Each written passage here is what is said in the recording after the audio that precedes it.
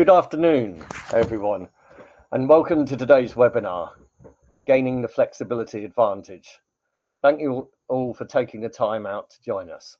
Over the past few years, energy flexibility has gone from being something that only a handful of large energy users were talking about to becoming an increasingly important part of how organizations manage energy costs, improve resilience, and support the transition to a smarter electricity system.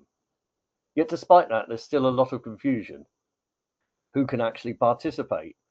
Is flexibility only for businesses with batteries or on-site generation? How do the various flexibility markets work, and where do organizations begin? Today we're going to cut through some of that complexity. I'm delighted to be joined by two people who spend their working days in this space. First, Helen Gardner, flexibility lead at npower Business Solutions, who works with organizations to identify and unlock the value of energy flexibility. And Eamonn Bell, flexibility expert at LCP Delta, who have extensive experience in advising businesses on flexibility markets, market design, and the commercial opportunities emerging as the energy system evolves. We'll spend around 30 to 40 minutes discussing the opportunities and challenges before opening the floor up to you for questions. If you have a question at any point, please submit it in the Q&A box, and I'll put it to the panelists and we'll try and get an answer for you. The webinar is being recorded and the slides will be available afterwards, just so you know. So with that, let's get started. Over to you, Eamonn. Okay, Tim, thank you very much. I'll take control here. Thanks very much. Hello, everybody. My name is Eamonn Bell. As Tim said, my background is that I've had several years of experience, up to, I think it's 16 now, looking at demand side response on the industrial and commercial and the residential side of things, mainly in the UK and Ireland, with a view across wider European flex markets as well.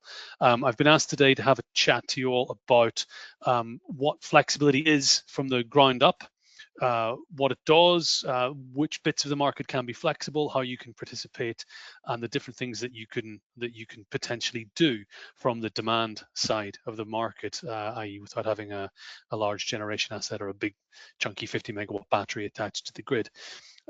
So to get into it, there's my contact details. They'll be available at the end. If anybody's any questions, do feel free to reach out and say hello. I do enjoy some nice nitty gritty deep questions about flex if you have any, so yeah, reach out if you can. A bit of a brief intro to who we are. LCP Delta is part of a larger organization, LCP, and that covers all sorts of things, mainly financial industry advisory, pensions in the main, but we also cover sports analytics, and our team here is hard at work trying to think up some good stats to report on Wednesday's match. So the quarterfinal, semifinal later on today, they're putting a lot of information on that, so keep an eye on LinkedIn if you follow them. LCP Delta is the arm that looks at the energy market, and we cover all sorts of aspects of the energy transition. We look at elements of the rest of Europe, as well as focusing on the UK and Ireland. We cover all sorts of parts of the market, including power trading, battery management, forecasting. We look at all sorts of elements of EVs, heat pumps, heat networks, energy networks themselves, all the sorts of different bits that revolve around how the energy transition is developing. My particular niche is in flexibility and how all this stuff fits together. So like sort of the oil that goes into the cogs, even though we're trying to get rid of the oil, but that's a bad metaphor. So what is it that we do? If this sort of stuff is of interest, I hope that you make some use of what we know about flexibility and how we can put it to use. These are bits of the market that are growing. They've been there for many years. The first contract for flex that I was part of was 2010, I think it was, for demand side flexibility in the frequency response markets. So it's been going for a long while, but it's only really picking up, and we'll talk about why that is in the course of the next handful of slides. So just to paint the bigger picture, what's the scope of flexibility across most of Europe? So the flexibility markets are supposed to be, according to EU legislation and GB legislation as well internally, are supposed to be a fundamental part of how the electricity markets and the grid structures operate in all EU countries. But it's not necessarily always the case. EU regulations, EU directives are put out, and countries have a certain amount of time to put the requirements into national legislations and national pots of regulations, but they don't always do it together, and they don't always do it on time. Most of Northern Europe and Western Europe, with the exception of Iberia, are quite strong on flexibility and giving access to independent aggregators and retailers who want to, or retailers or suppliers, as we call them in the UK, to give their customers access to flexibility and show them what the market can do. Southern Europe is making leaps and bounds, but they're not yet there to the same extent as, in particular, the UK and Benelux and Germany. France. Germany is making strides. Poland is coming along, and the Nordics are taking steps as well. The big market, I think, for flex, in particular for commercial and industrial flex providers, is the getting access to wholesale markets. So what do we mean by wholesale markets? We'll look at that in a bit more depth in the next handful of slides as well. But effectively, these are the markets where suppliers will buy power on your behalf and sell it to you. They'll buy from the generators, and the generators will sell it on 1 hour, 30-minute, or 15-minute blocks across the day, and the price that's selected is the live market price that you see. There's either intraday continuous markets. There are day ahead markets where you buy the power 24 hours in advance. There's month ahead, day ahead, season ahead markets, all sorts of different ways to buy power.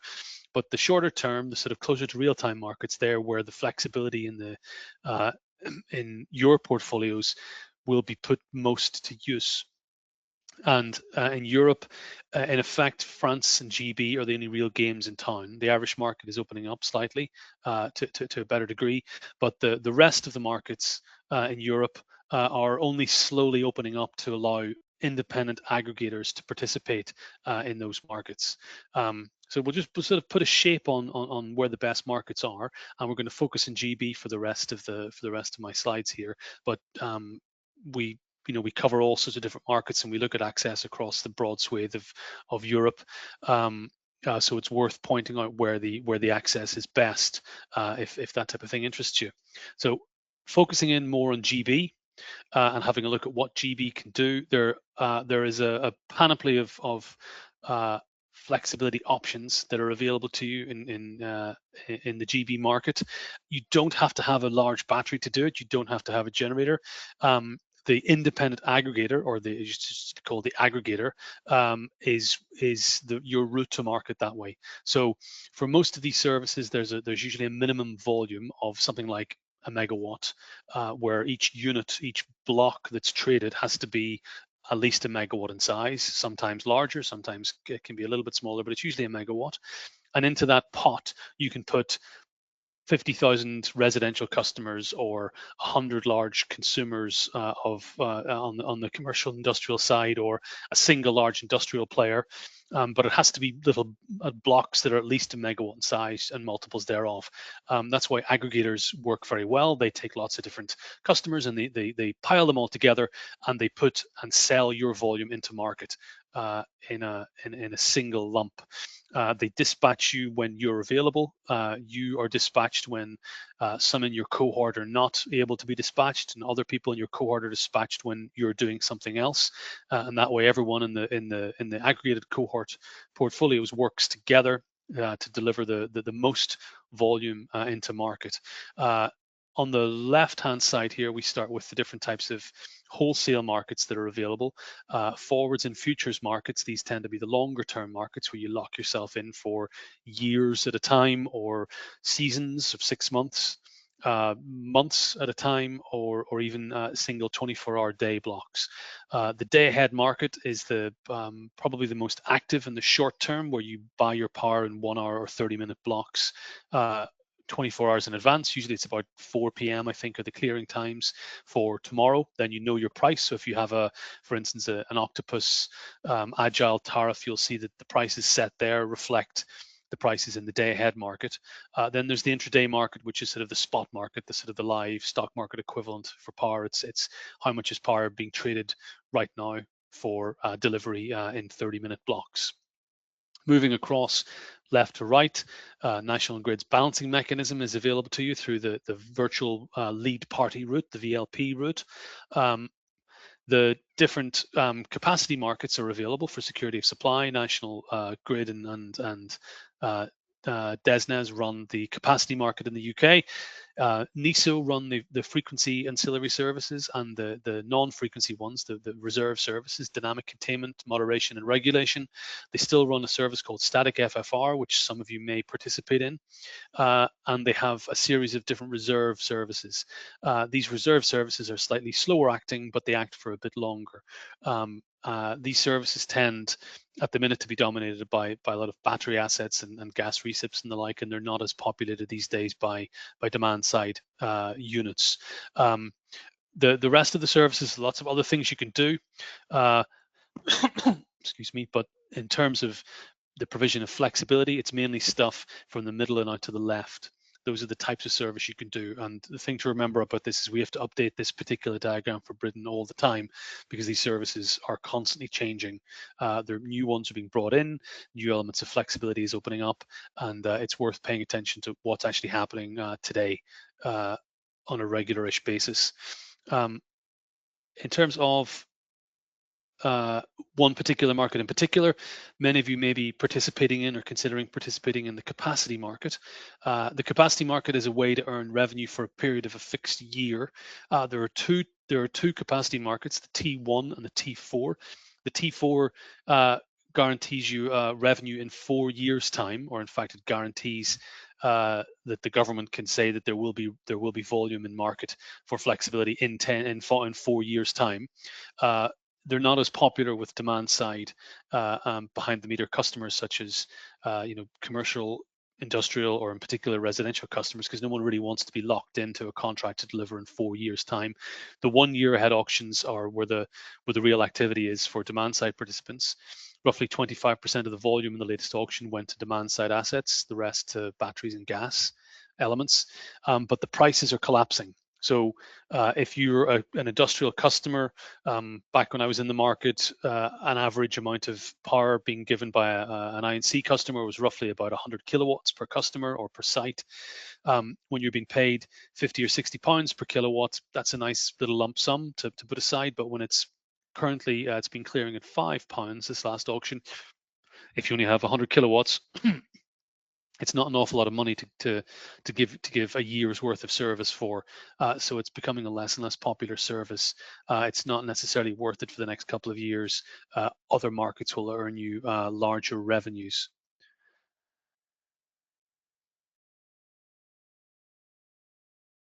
Oh, there we are. Having a look at the market, which is, I think, of most interest to flex providers or anybody interested in providing flex.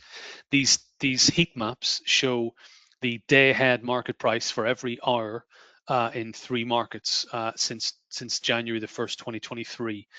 They show the prices in Britain, GB in particular, not Northern Ireland, Britain, Germany, and France.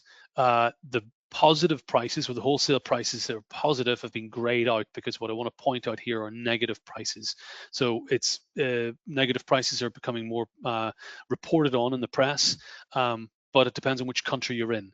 So the negative prices for Germany in the middle and France below, and by the way, it's green where the prices are exactly zero. So when we have zero prices, there are little elements of green, and you can see lines where prices have fallen and stayed at zero for extended hours at a time. But you can see that there is a particular focus in Germany and France, for instance, on the daytime market, where excess solar in the system drives the prices very negative very often. There is a distinctive pattern in the positive grayed out prices, where you have a morning peak of price where the heat maps are darker, and particularly the evening peak where it's darker in the evenings, and they sort of wrap around this period of negative prices. They don't happen as much in Britain. So if you're UK based, we don't see as many negative prices. We have obviously less solar than Southern Europe, even middle of Europe. We don't have as much installed as they do. When prices go negative in the UK, they tend to go negative as much overnight as they do during the day. And so we don't see as many negative prices. They're very well correlated. The German negative prices tend to drive the French negative prices because Germany tends to export a lot of its excess solar during the day into France, driving their prices down. And because they've got so much nuclear, they can't really do anything about it. It is worth being in the short-term markets because when the prices do go negative, you can take advantage of it, but they don't happen as much as you may see reported elsewhere. So I just wanted to point that out. So in particular, what are these short-term markets? What is the shape? It's a rather complicated diagram, but I wanted to sort of step through from the top down. So if you hear about the wholesale markets, there are multiple components to it. It's not one market. Power is bought in the electricity market across various different timescales. The longest timescales tend to be PPAs, or power purchase agreements. These are usually in blocks of 3 years or 5 years or even 10 years or 15 if you can get them. And they're usually often bought between commercial interests and wind farms or solar farms who want to sell their power at a fixed price to a known customer and guarantee an income for a long period of time.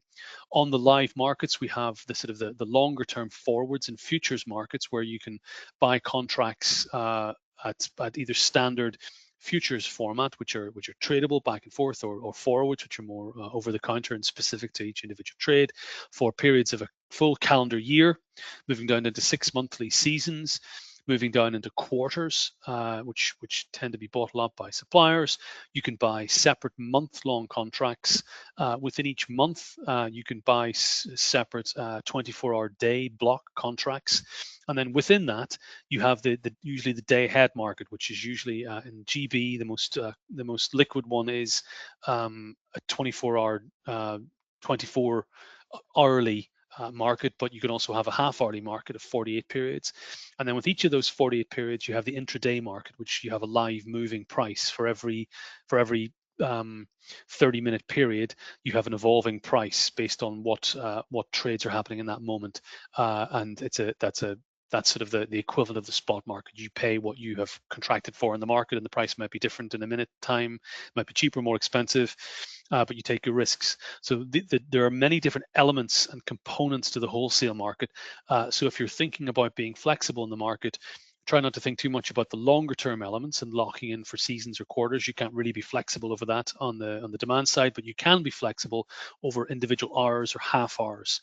So the short term markets, the day ahead or intraday market, these are the ones to pay a bit more attention to. Having a look at, I know Helen's going to cover some of this from npower's perspective, so I don't want to step on that too much, but the chief component of flexibility from the commercial and industrial side is how is your procurement organized? On the left-hand side, we have a sample where this is sort of my hand-drawn sketch equivalent, because we can't really show actual account details, but we could say for a particular consumer, if they know their profile, which is the red stepped line, a sensible option to do might be to buy long-term and fix your base load power on season ahead or quarter ahead contracts, and build that up so you're covering most of your demand for most of the day at a known price. So you can lock that in and hedge it and be happy that it's fixed and known. You may then go to the day ahead market or maybe even intraday market to fill in your gaps where you know you're going to have peaks. You may buy more or less than you need and rely on the imbalance price, where you're charged a premium for if you've consumed more than your contract say you were supposed to, or you receive a payment if you've consumed less, and you might try to balance this out. The flexibility option on the right-hand side is the situation where you might choose to trade more in the day ahead or intraday markets and buy less from the forwards or futures market, and rely more on the live market price, where you can be a bit more flexible. You can shift about your consumption. You can spot at the day ahead stage where you think prices are going to be high, and your consumption can shift. So the larger peak at say 7 or 8 p.m. on that curve, if you can shift that back a couple of hours, then you can make a big saving on what you're going to pay. The benefits there are that you can purchase much more closely to your profile. You become more aware of what you're going to consume and how you're going to consume it. You can take advantage of when the market tells you that it's cheaper to consume in certain parts of the day, if that's possible. The downsides are obviously if you get hit by spikes in the market and prices go a bit crazy and you haven't hedged that in, or you don't have a long-term hedge in place to cover that. Again, risks and rewards, and it's up to what your risk appetite is like in terms of which options that you want to take. And the last slide I have here, before we move on to, oh, can we shift on to the next slide, Tim? It's not seem to be working for me. Thank you. We have a slide here which looks at LCP, we categorize commercial and industrial loads into 4 standard archetypes. So not everybody is the same. There are different types of business. There are different types of ways in which you can consider how you're operating, and those dictate largely what flexibility options you have. So if you're archetype 1 in the top left here, if you consume flat amounts of power all day and you don't necessarily change very much, you may not have very much options to be flexible because all your consumption is flat, it's even, you can't load shift very much. But perhaps your purchasing means that you've bought power very cleverly and you could drop your power and sell it into the market if possible. So those are options to consider. If you're what we call batch-based, archetype 2 in the top right, perhaps your consumption varies quite a lot. Perhaps you're doing industrial processes that can shift and move around. You have to consider how flexible you are with those processes, how able you are at moving up and down and shifting around. If you can be flexible, if you can move when your consumption is, then you are inherently flexible and you should be able to take advantage of this in the market, and it's worth considering what those opportunities are. If you're thermal driven, our archetype 3, if you're doing a lot of heat-based operations between set points where you have a low temperature set point and a high temperature set point, you're probably quite flexible in the middle and can consume more or less power depending on what the market signals are. And it's worth taking into consideration how flexible you can be. And then, are you aggregation enabled is the last one. Effectively, are you able to be controlled by a third party? Can you switch quickly based on a signal? Can you move your demand around? Can you shift based on some sort of short-term market signal or a longer-term market signal? The way I describe this to clients when I talk to them is that you have to decide what assets you have and understand what you have. And when you do that, you have to consider how fast can you shift your assets, how long can you shift them for, and how many times can you do that per day. And if you can do all those things, and if you understand those 3 assets capabilities, then you're very well placed to consider what flexibility options you have and how much money you can make out of this. So I think, oh yeah, we're at the end of my slides here. There's just the contact details at the end, where we are, where we're based, and again, my contact details on the last slide. That's me done for this section. I'd like to hand over to Helen to continue the presentation. Thanks, Eamonn. I'll take control. It's great.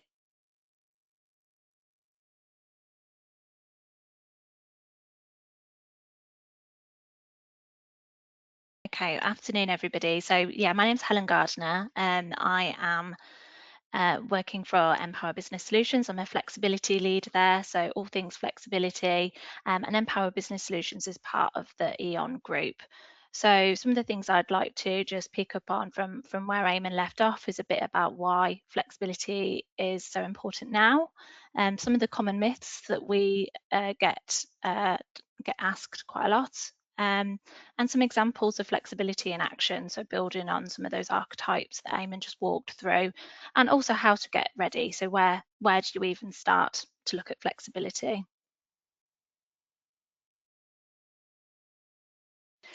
So yeah, leading on from what Eamonn was saying about procurement strategies, I guess to build on that, previously businesses would have been encouraged to take a long-term strategy, know what their costs are going to be in advance, have that kind of billing certainty, at least a month ahead, perhaps even longer, and then layer on top of that energy efficiency. So the cheapest megawatt hour is the one that you don't use, and that was an effective strategy for a long time. And I think where we are now is that the reality is that we are moving to a world where we have a lot of intermittent generation coming online.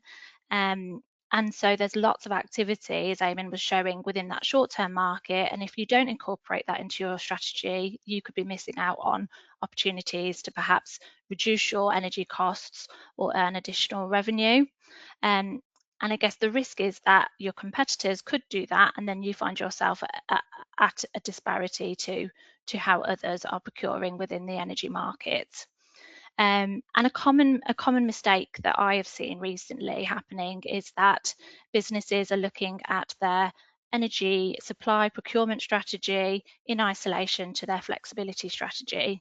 So an example of this could be that a business is working with an aggregator to be able to sell some volume back in the short-term market, but their supply contract that they've procured perhaps 3 years ago is very much a fixed contract with no signals within that for the short-term market. Perhaps they've locked in their non-commodity costs 3 years ago, and so they're missing out on that additional value that they could get through being on the right supply contract to complement the flexibility activity that they're doing.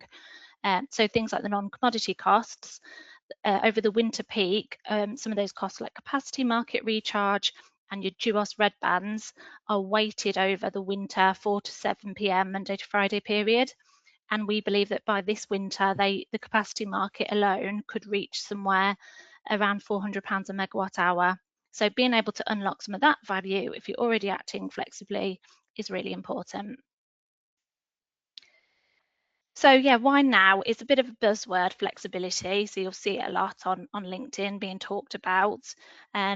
And as Eamonn mentioned, it's not new. So DSR has been around for a while. National Grid have had schemes to encourage customers to be able to participate in the wholesale market, in their own market, for decades. So what's changed now is the government's commitment to Clean Power 2030. But Clean Power 2030 is going to cost businesses money, and that's going to come through the fact that businesses pay for the policy levies like Contracts for Difference, which funds new renewable assets coming online. Balancing costs, as National Grid have to balance a more volatile system with more intermittent generation. Those balancing costs are expected to rise over future years. And network reinforcement, so where the renewable energy is produced is very different to where the demand is, and so network reinforcements are expected to be required to get that generation where it needs to go. And so flexibility in that world becomes really important, and the government with NESO, they've baked in that they need around 10 to 12 gigawatt hours of consumer-led flexibility to be able to enable Clean Power 2030. And I guess it's up for debate if we'll actually reach that, but regardless of if we do or not, the signals from the government and the investment needed is very much a real thing over the next few years. Within that 10 to 12 gigawatt hours of consumer-led flexibility, 3 to 5 gigawatts will come from I&C flexibility.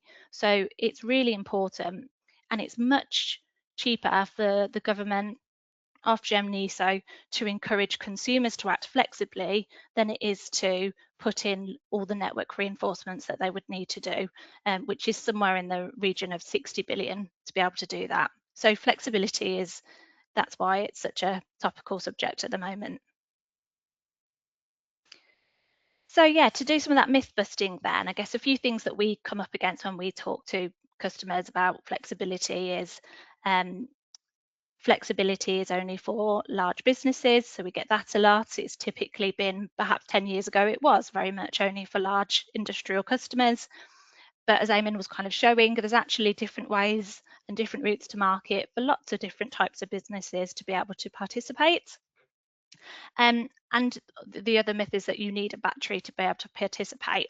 And obviously batteries are a fantastic way to be able to act flexibly and to earn revenue, but they do involve a lot of upfront investment to be able to do that. So I would very much encourage businesses to look at what assets they've already got within their portfolio first as the very starting point, and then maybe investment comes later. And flexibility will disrupt your operations. So this is the number one barrier, I think, to flexibility that we hear, that productivity is key and that you please do not mess with my business, and that's my number one core responsibility. And that is completely reasonable. That's a fair point to make. But what flexibility can actually do is work alongside that, and you set the parameters for what your core business is, and flexibility providers can work around that to be able to draw out additional value while still maintaining your core business. So to go into a couple of case studies, I mean, this is similar to one of those archetypes that was drawn out, I believe the second one. So this is a UK manufacturer that we've been working with. They use quite a lot at site, and they are able to move around certain parts of their process to different times of day. So they have a contract where they have the residual shape, they do still purchase in the long-term market, but they have a certain amount that's left to the day-ahead market. And then they work with our market intelligence, where we're able to give them a forecast of where we think day-ahead prices are going to outturn. And they're able to get their operations in order alongside working with ourselves to be able to make sure that they're using those most energy intensive processes at the times when the prices are cheapest in the day ahead market, and that they're avoiding those times where the prices are significantly high. And then they also run their maintenance around those peaks and avoiding those running the maintenance during the peaks so that they're avoiding those costs as well. So I guess that's one end of the spectrum, and I don't have a slide on it, but to kind of talk about the other end, we've also got a customer that's much smaller. They're office based. They use around 2 gigawatt hours of electricity a year, and using our time of use product, they can shift they have a fixed price. So fixed certainty is obviously something that's very important to some businesses still, but instead of just a one rate, they have a multi-rate, and by shifting 25% of their consumption out of the peak, so that 4 to 7 p.m. time, using it at different times of day, they can save around £6,000 a year. And this isn't, in both of those examples, we're not talking about being less productive, we're not talking about using less energy, we're just talking about shifting it to different times and to be able to pay less for the overall energy that they need to run their business.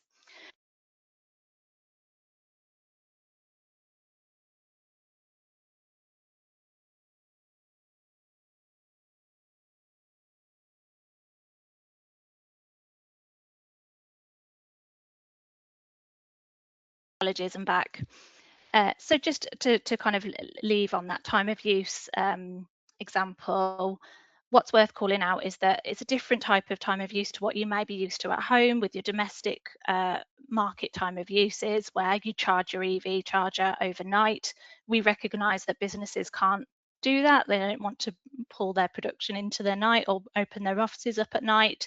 So even just moving it away from that 4 to 7 to a earlier time within the day can still have significant value to the business.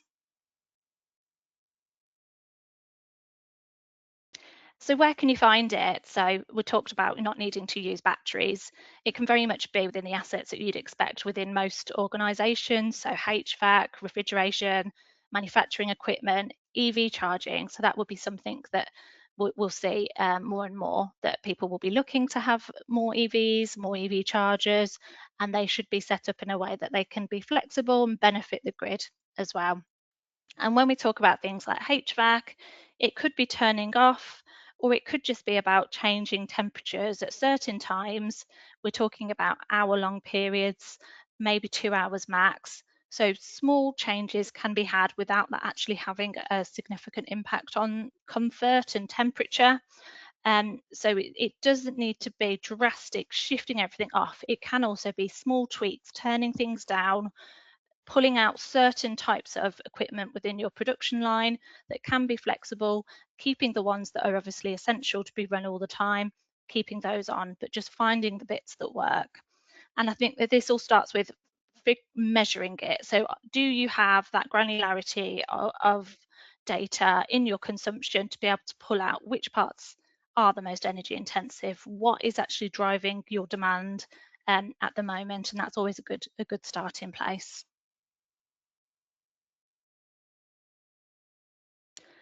So we talk about getting ready for a flexible future. So we've talked about lots of different markets, lots of different ways to be able to participate, and it can feel really overwhelming. So here we very much we would recommend starting with what you can do with your supply signals. You know, all businesses have to have a supply contract. Are you unlocking opportunities within that? And those are relatively risk-free. If you use the same as you always use, you don't pay any more. But if you're able to make some small shifts, you can start to see some of those benefits coming through. And that also means you're able to start understanding your consumption. So how much megawatts am I actually, or 0.megawatts am I actually able to shift? And then what else can I do with that? So I understand my assets, I understand what kind of megawatts I can get out of them now. Maybe I'll look to enter the capacity market. Perhaps we'll look at how we could sell back volume in the wholesale market. And then you might want to take on the more involved schemes, like the NESO schemes that Eamonn was talking about. They come up with a bit more of a risk because you are offering guarantees to NESO, and there may be penalties with some schemes. There may be other risks around locking you out of other opportunities if you were to go down one route. And there's lots of complexity once you get to that level. And that's when it's about finding the right partner that can piece all the pieces of the puzzle together and work out the best schemes for your business to be able to start stacking those revenues where you can. And it also means that you're future ready. So I talked about Clean Power 30, the need for consumer-led flexibility. The government need this to happen. It's much cheaper for them to encourage flexibility than it is to build brand new wind farms and solar farms. So I wouldn't be surprised if we see new schemes, new ways to encourage end users to be able to act flexibly as we get closer and closer to 2030. So knowing now what you can do gets you ready for that kind of flex future. So yeah, where to start, what to do next? I guess these are the sorts of questions we'd encourage you to start asking around your business, having a look at what data you've got. Do you understand where your largest energy loads are? Is that transparent? Would submetering be of benefit to be able to get a better understanding? Do you understand when you consume? Like, do you have that granularity of detail? Could you start experimenting with some small shifts and understanding what inherent flex you already have within your existing processes, and are you sitting on that untapped flexibility value?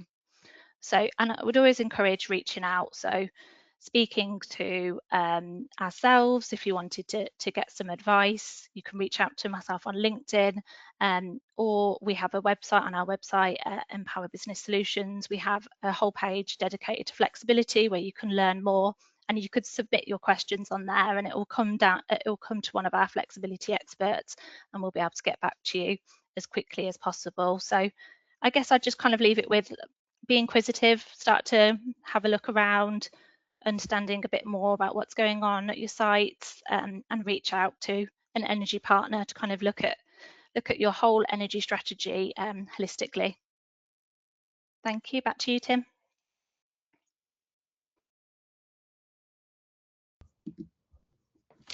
Hello, if we can be, maybe Eamonn can join us again, and we'll start with some questions. Do get your questions, keep them coming in, because we've got the experts here to hopefully provide you with an answer.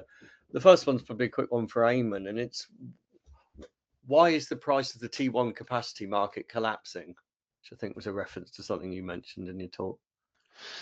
Yeah, I brought up the price of the various different auctions. Those auctions are they're a pay as clear auction, meaning that when supply matches demand, when the supply curve matches the demand curve, where the two lines cross, that dictates what the price is. So the more people who are providing demand or demand to the market, or providing some,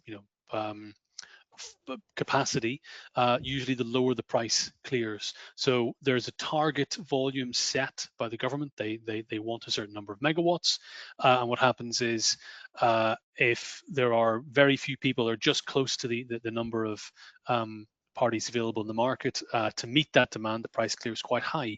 But if it's a popular auction, if people are piling in and there's lots of opportunity, then those people who only want a higher price, they drop out earlier.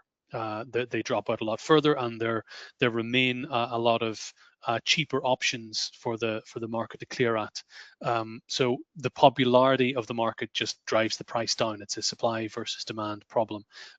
There's a lot more people putting volume in, a lot more large generators looking to get T1 contracts, T-1 contracts, I should say, to cover their needs. As the market changes, and it's just it's a supply and demand problem. There's a fixed demand. The government are willing to buy a certain amount of capacity volume each year. We have to pay for it as consumers, so they can't let it run into crazy numbers, and that means the price sometimes can drop away. In previous auctions, it's dropped down, if memory serves, to something like 70 pence, 71p or something, to clear that a number of years ago. The price rose back up, and it's beginning to fall again. So it's reasonably cyclical in that sense. This is quite a good one. Here we've got, how do I tell which of my assets are suitable for flexibility? The assets that you have, I briefly mentioned at the end of my part of the talk, was how fast can they switch, how many times can they switch, and how often can they do that. And as Helen was saying, you have to understand whether you want them to do this or not. So with a domestic property, normally you have an EV. You don't really want it to be switching on and off a couple of times every second and turning back on, turning back off all the time, but you don't mind it switching a couple of times a day to shift your charging into cheaper periods of the day. That's fine. If you have an industrial asset, if you're Cadbury's and you have a line of chocolate bars being made, you don't want the whole thing jamming to a halt and stopping because there's a problem in the energy system. You have to say that there are certain bits, certain things you have where you can't interrupt the processes, and there's certain aspects of other devices which you can. So you've got to look at everything you have independently and say, what do I want to sacrifice a little bit of control over for some revenue?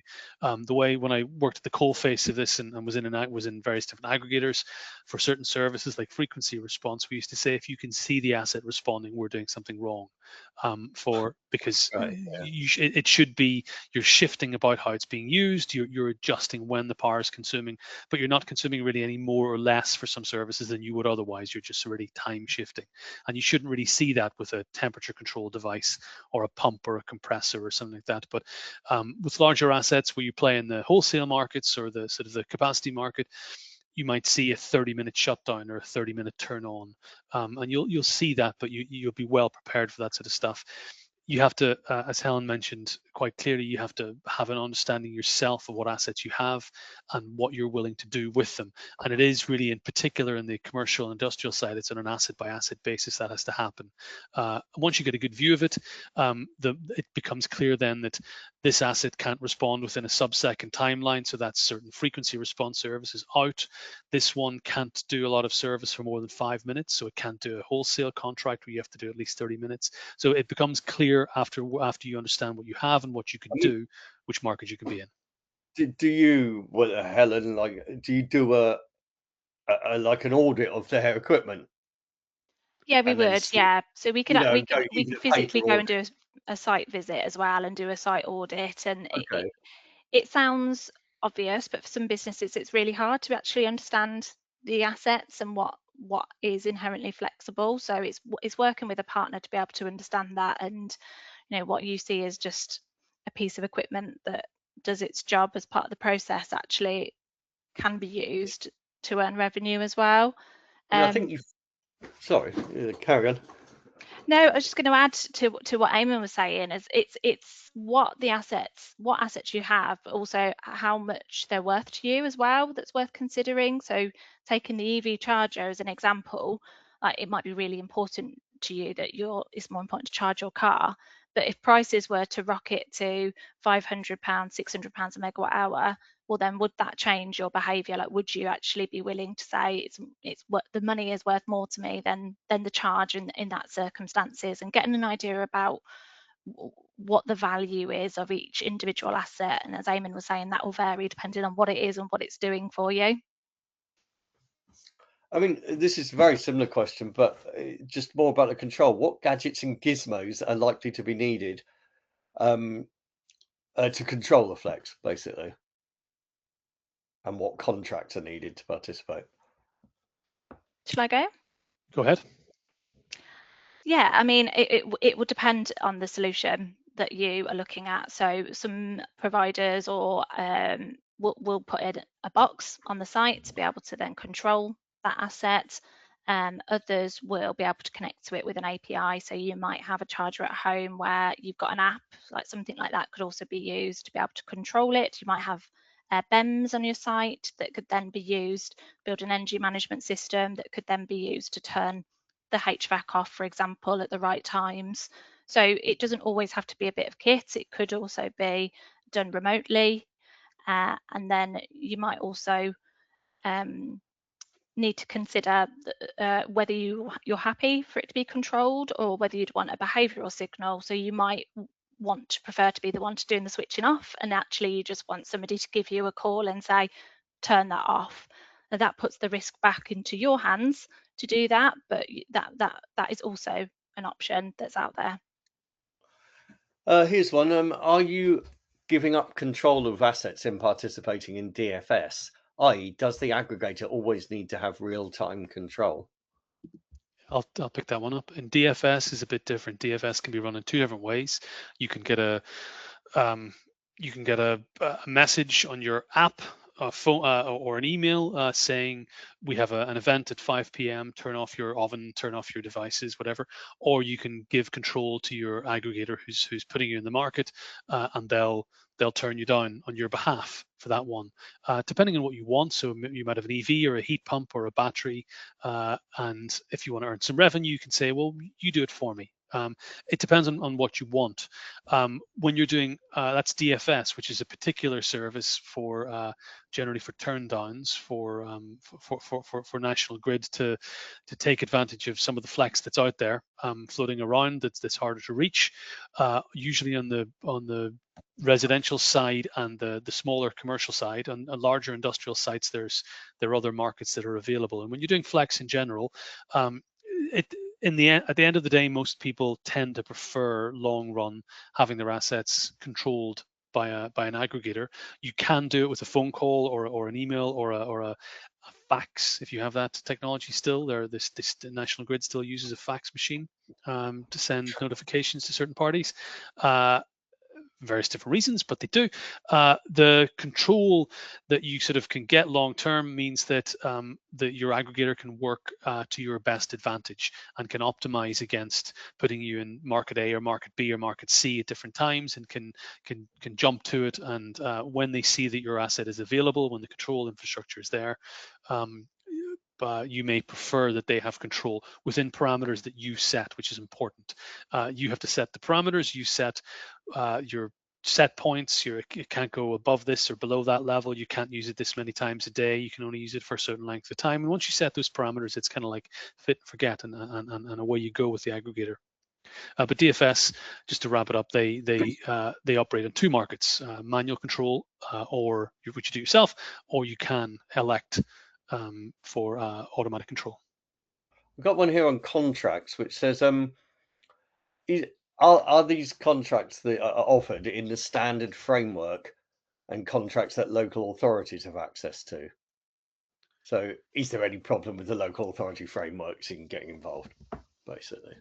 Yeah, I mean, these frameworks are agreed years and years in advance for 5-year agreements, and there's that balance to be made. And I think local authorities are quite open about it in some of the forums that I'm in, that it's about moving from a world where it's been about getting the cheapest price for their members, especially members like schools, where it's really important that they've got that price certainty and that as low a cost as possible, versus being willing to incorporate a little bit of risk for a bit more reward. So I think it's an evolution that these frameworks need to go on, but ultimately I think there is an intention that the public sector will move to having more options available within these frameworks, and then the suppliers should be able to facilitate that, and potentially any aggregators that are on that framework as well. Here's one. I'm very curious to hear what your thoughts are on asset level metering, particularly as we recently launched the first COP11 certified meter. Thanks for doing the event. Oh no, yeah, yes, yeah. On the COP asset level metering, COP11 metering was brought in to get technical for a moment by the BSE modification P375 in order to support the virtual lead party, the VLP, and the VTP, virtual trading party routes, giving you access on the demand side to the balancing mechanism and the wholesale market. The COP11 metering allows you to say, I will put the flexibility from on my particular site. If you have a whole site, you can say, well, I only want this EV, or I only want this battery or this pump to operate. They should be quite a useful thing. They're beginning to roll into market quite a bit. The asset metering allows you to be very specific with what you're doing and provide flexibility from assets that otherwise might be swamped by the behavior of the rest of a site. And hopefully we should see quite a lot of flex rolling out that way. Personally, I imagine that COP11 metering might end up being most used with EVs. So you can put a COP11 meter on your EV, your EV charge point, or have it COP11 certified if it has internal metering. And then that way you can sell your flexibility from your biggest residential asset to the grid via the wholesale market or the BM. On the industrial scale, it'll come in quite useful for companies that have assets that are flexible, but the rest of the site is uncontrollable or isn't as flexible. So you can still, even though your site might vary up and down quite a bit, you can put in your separate controllable assets into market and make some a decent fist at trying to get their specific flexibility in through your messy site, which is quite useful. Here's a couple of two questions, but they're tie into each other. One says, how can I trade in the wholesale markets for flexibility? And the next one's, can I participate in markets directly, or do I need to do so via third parties such as an aggregator? So wholesale markets, and do you need aggregators?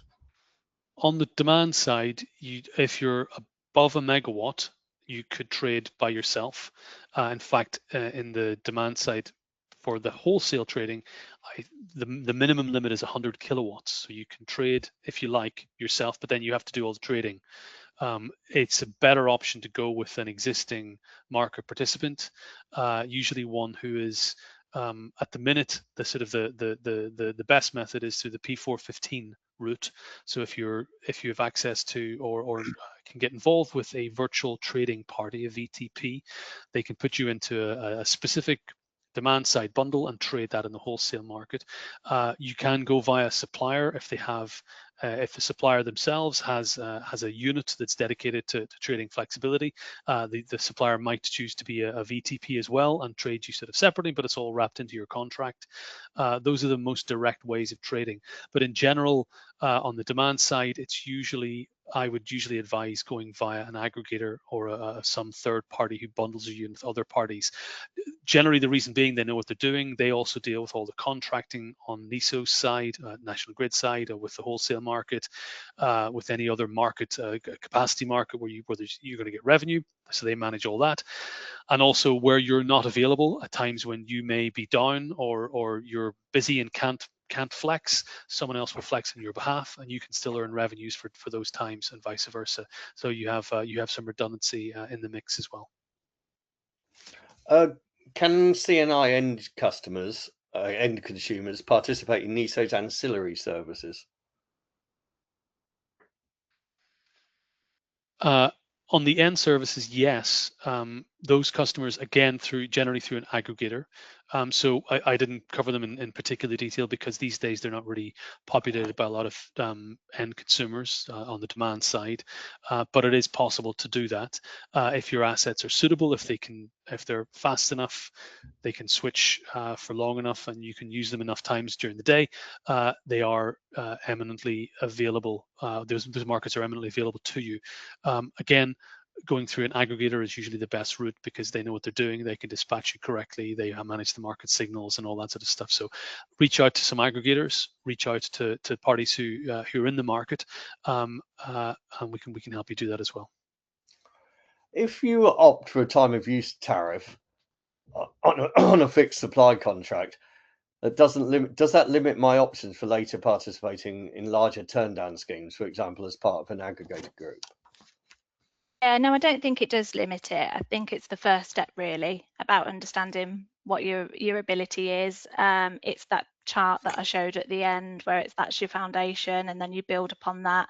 I mean, there is talk about cannibalizing your own baseline. If you were to constantly shift all your volume out of peak, does that mean that you have less to play with in other markets? But I think there's always a degree of option around which parts you want to play with on your supply contract, which ones you want to play within the capacity market scheme.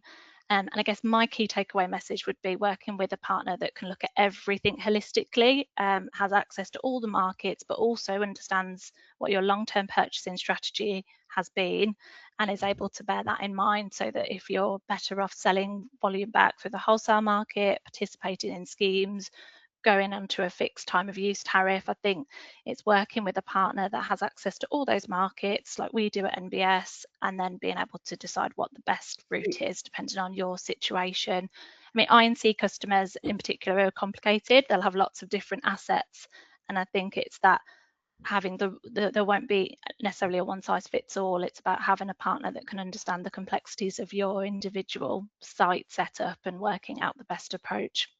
I think when many people think of time of use, they're thinking of like factories and they can turn off a line or run it half an hour later or something. But how can commercial customers get involved in that? Yeah, so I think it can be as simple as shifting your when your HVAC runs by an hour and moving it out of that 4 to 7 p.m. period, or turning the temperature down within that time, or your EV charging. So just don't let your employees in charge the car after 4 p.m. It's small little behavioural tweaks to start understanding the monetary value that they have, and you have to have the right signals in the supply contract in the first place to be able to get the value out of that. Okay, we're drawing to a close, but I just wondered from both of you, if you're advising a business that had never considered flexibility before, what would be your first piece of advice for them? Shall I go? Yeah. Yeah, I think it's what I just said really. It's get curious and start to understand, look at your data, start to understand where you do consume the most. What if you've got multi-sites, which is there a particular site that uses a lot, has a very peaky shape, and then starting to work with your existing partners, or looking for new ones that can help you understand that data. We can do things like spot trends in data and understand what asset sometimes we can pick out the assets from the data. So I think it's, yeah, get curious, look at your data, and find a partner that can help piece it all together for you. I would tend to agree with that. But in the past, I've worked with several aggregators, and the customers who were most useful to work with were the ones who understood their own asset base. So the very first thing I would always advise to do is figure out what you have on your portfolio. A lot of customers don't really know. They kind of assume that they have a certain set of assets, but it turns out some of them are under maintenance, or assets are broken, or they don't have them, or they actually have a whole bunch of extra stuff the energy manager wasn't really aware of. So understanding what you have is a great first step. Understanding then which bits you can definitely be flexible with and which bits of your process you definitely can't be, and getting a good grip on that and an internal understanding before you talk to an aggregator, before you talk to a flex provider, or before you start looking at the markets and anchoring yourselves on revenues, is to understand how flexible you can be. That's great. Unfortunately, that's all we've got time for today. I'd like to thank Eamonn and Helen for their expertise, and to thank all of you for your questions and for tuning in. We hope you found the discussion useful. Just to note that the webinar will be available, the recording and the slides and so on, after shortly after the event. And thanks a lot. And if for the latest news and views, do subscribe to the Energyst on the energyst.com. Brilliant. Thank you so much. Thank you all. Thank you. Thank you. Good afternoon. Bye.